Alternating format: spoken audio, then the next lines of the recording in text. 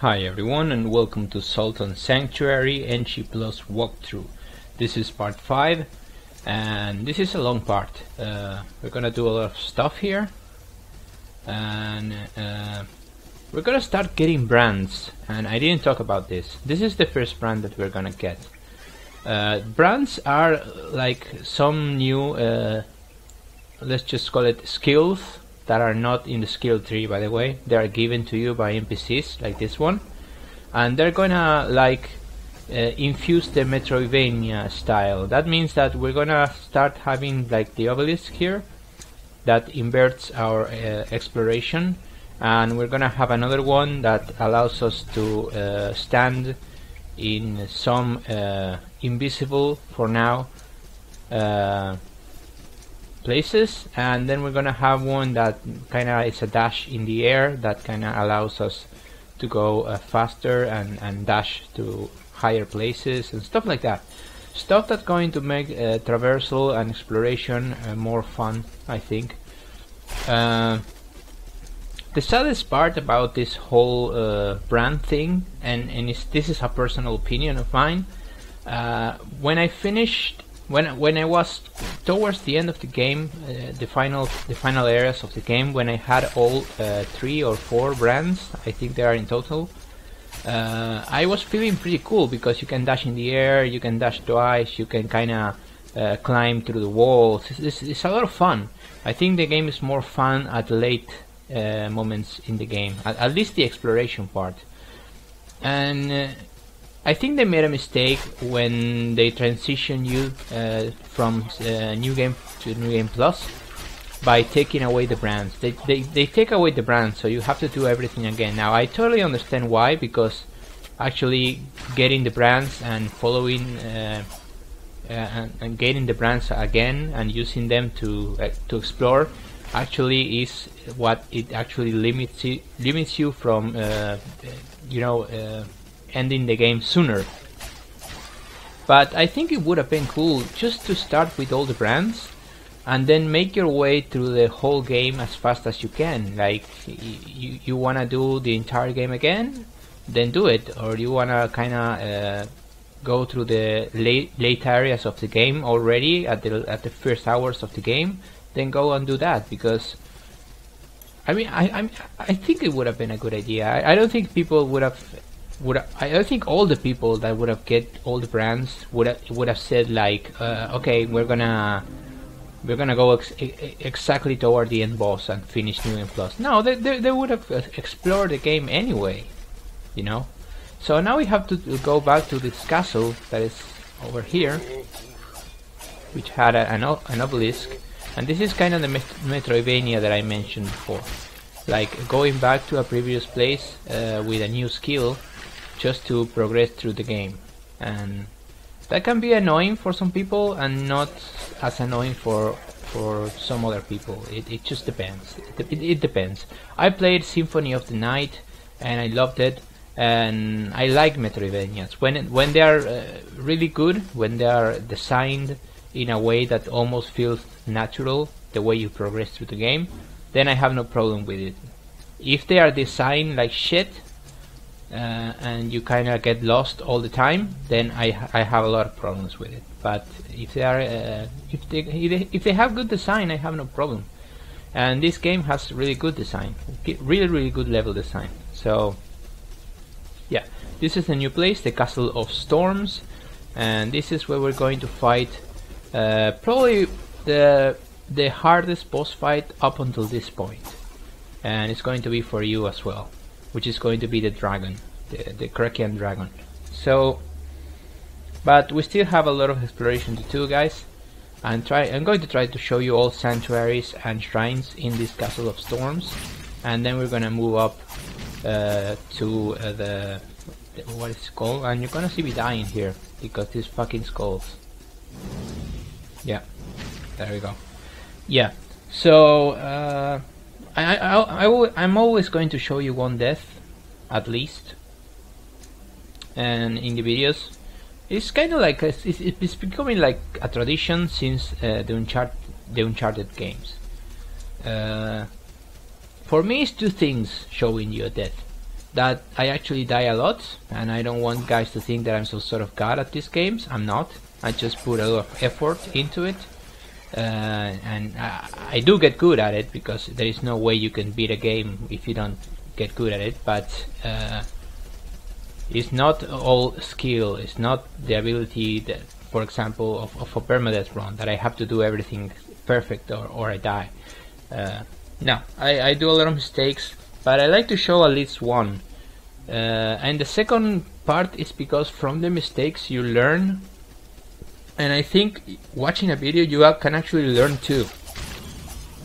For example, fighting these skulls, the best way to fight these skulls is in the air, not on the ground. Jump in the air and slash at them on the air, and that way you're gonna kill them a lot quicker than, you know, the way that I was trying to kill them.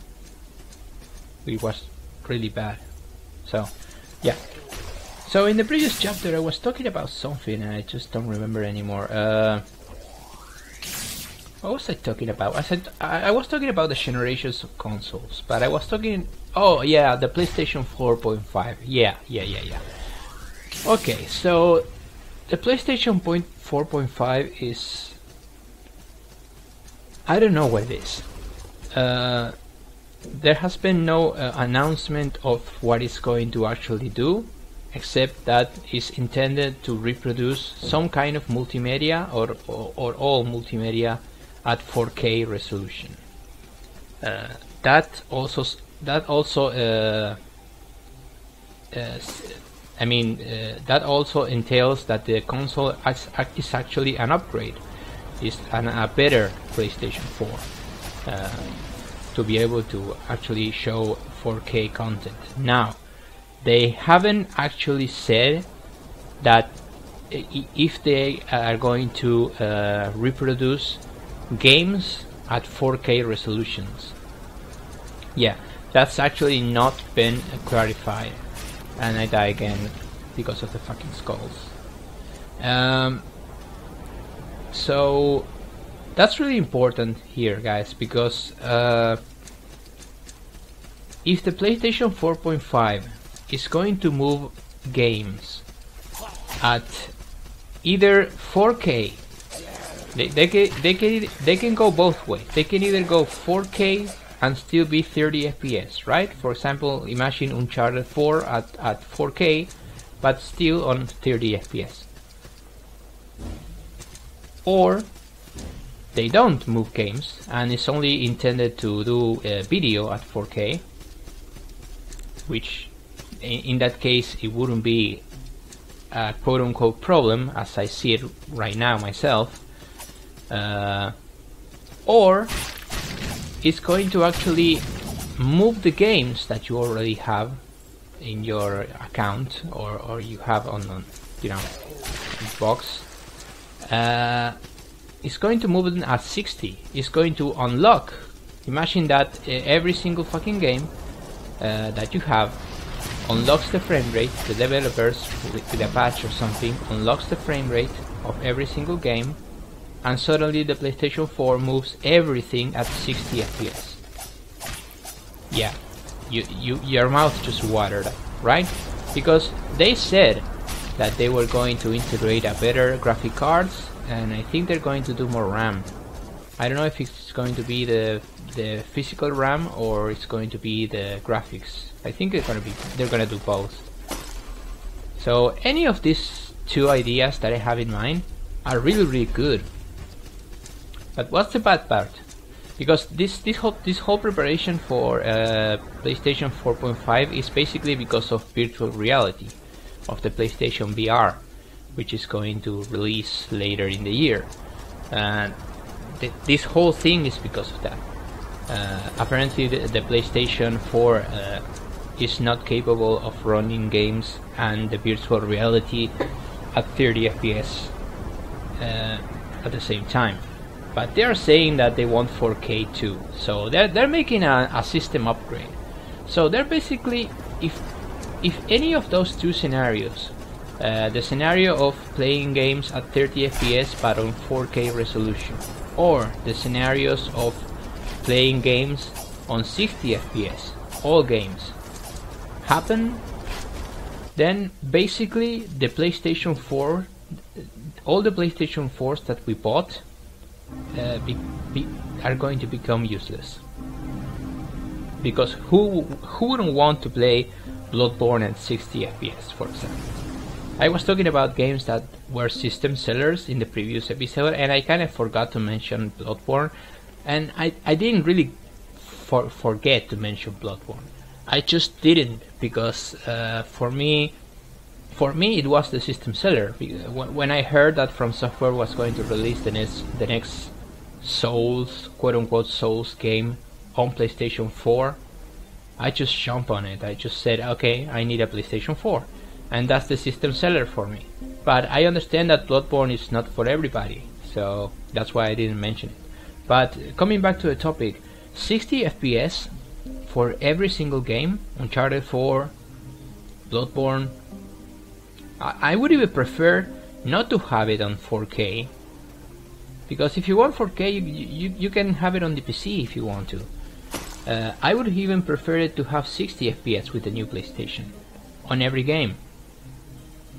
1080 at 60 FPS on every single game.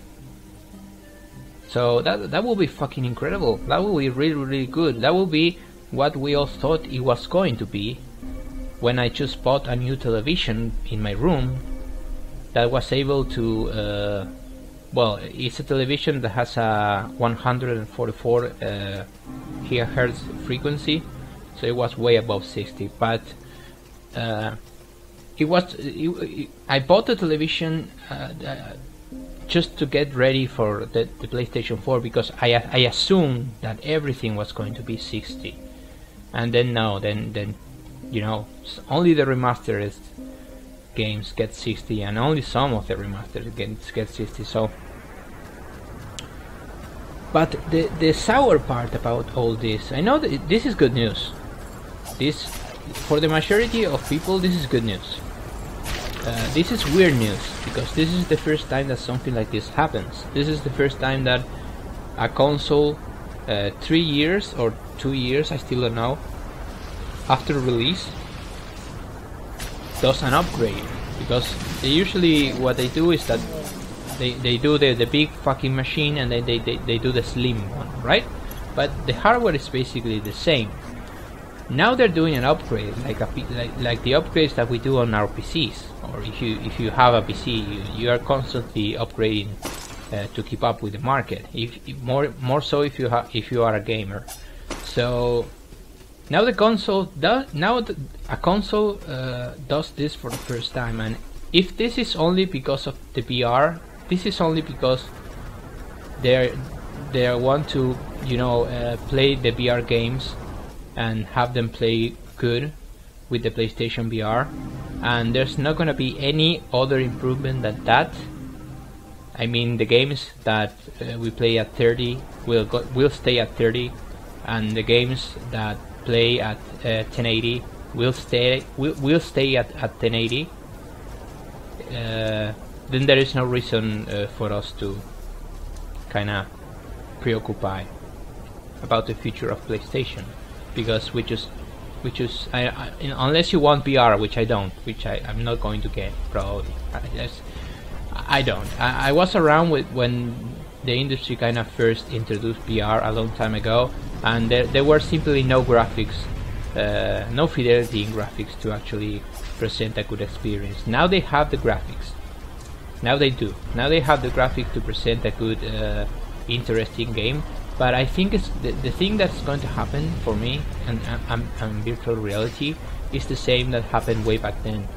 It's just no developer, no company is going to put a AAA game only for VR, because it's insane. The idea of doing that is insane, because it could destroy yourself. I mean, take No Man's Sky or Elite Dangerous, for example. Those games are probably going to be patched so you can use either the Oculus Rift or the PlayStation VR with the games.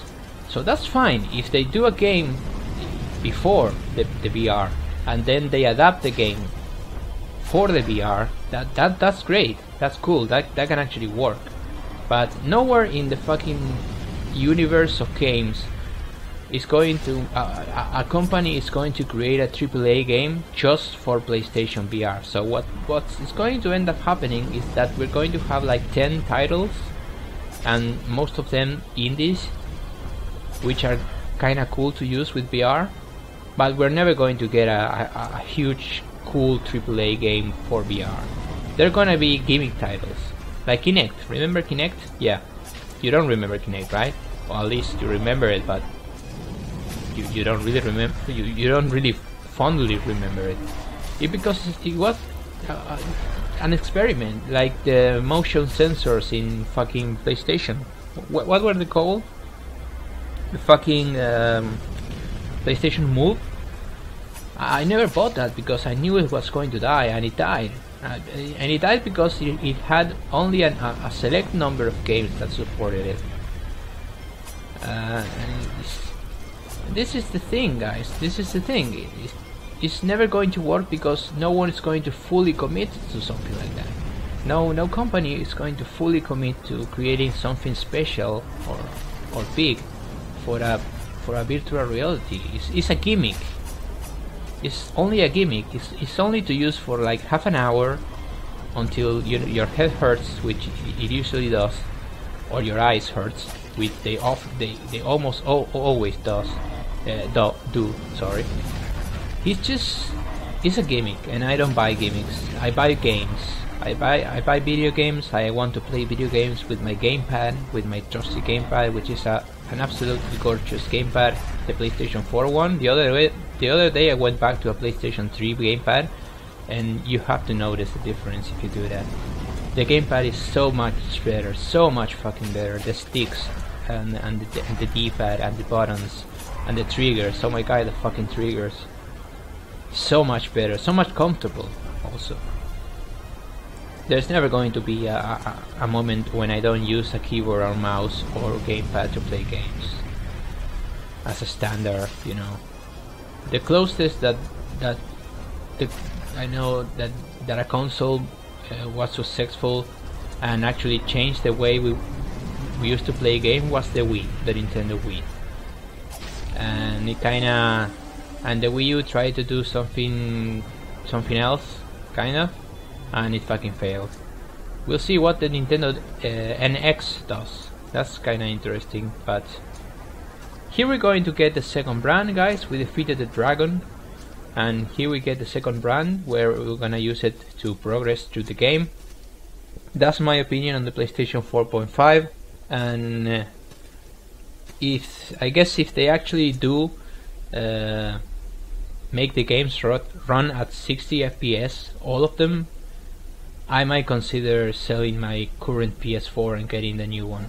The final point of this is that I'm not going to buy a new PS4 just for the VR. If it's just for the VR, I'm just not gonna do it. So I'll see you guys in part 6. Thank you for watching, and take care.